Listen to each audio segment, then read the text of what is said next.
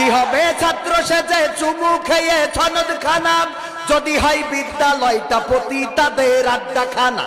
এর চেয়ে মরাই ভালো, দেশ ছেড়ে যাওয়াই ভালো।